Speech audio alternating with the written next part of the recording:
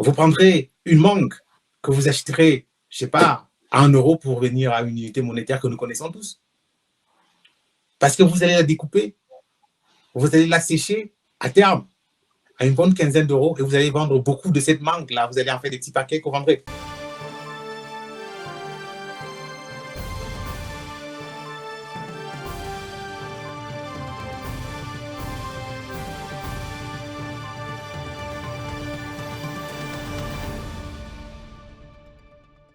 Quels sont les vrais enjeux d'investir sur le continent à l'heure actuelle?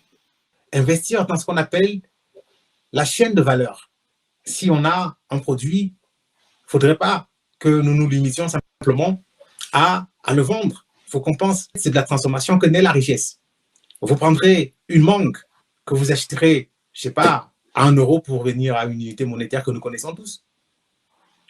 Parce que vous allez la découper, vous allez la sécher à terme à une bonne quinzaine d'euros et vous allez vendre beaucoup de cette mangue-là. Vous allez en faire des petits paquets que vous vendrez. L'un des problèmes que nous avons constaté chez nous en Afrique, c'est que nous n'avons pas cette maîtrise de la chaîne de valeur. On se limite à vendre le produit brut, alors qu'en réalité, la transformation, parfois, ne demande pas grand-chose.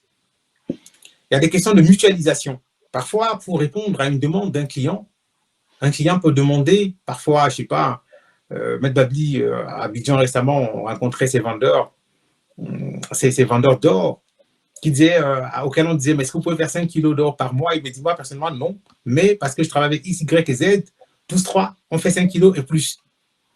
Donc, il y a la mutualisation qui permet de rencontrer des personnes qui font dans le même domaine d'activité et de pouvoir répondre à certaines demandes. Parce que tout seul, comme on dit, tout seul, on va vite, mais ensemble, on va loin. Donc, nous appelons souvent nos clients, qui parfois sont des toutes petites entreprises, à revoir le business model, à avoir un produit qui est complémentaire à un autre pour pouvoir créer la richesse. Oui. Donc, et enfin, comme on dit généralement, et ça c'est partout en Afrique, pour investir, il faut les 3 P: patience, présence et professionnalisme. Demandons à nos clients de ne pas simplement faire ce que disait Maître Babli, envoyer de l'argent pour... Mais non, partout ailleurs, ça se passerait ainsi. Partout ailleurs, Maître Babli, d'ailleurs, ici, pas plus tard que vendredi, pas plus tard que mardi matin, j'étais quelque part en Flandre dans un dossier où c'était une arnaque entre Européens. Il y en a un qui a donné quelques millions à un autre Européen, mais il en a fait ce qu'il voulait faire. Parce qu'il n'était pas là, on lui a dit on va aller investir à l'île Maurice. Bah, il est resté à Courtrai. Les millions sont partis à l'île Maurice, mais l'investissement, c'est zéro. On n'a rien vu.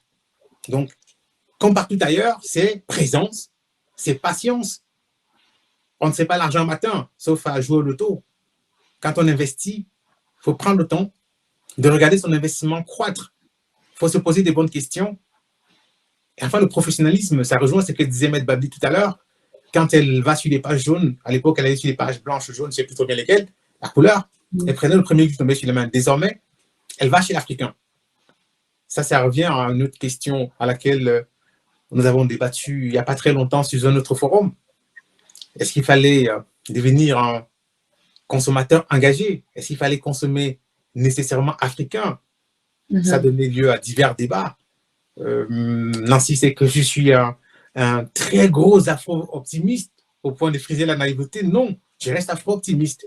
Donc, Maître Babli disait, elle va prendre un comptable africain et si le comptable ne satisfait pas, c'est pas parce qu'il était con, mais il n'est pas con du tout, justement. J'ai rejoint Maître Babli. Pour être comptable, il a fait des diplômes comme tout le monde.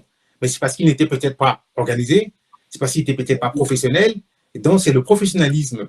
Donc, c'est ces 3 aspects qui permettront que l'entrepreneur africain, quel que soit le domaine dans lequel il est en train de se lancer, puisse cerner les contours, les défis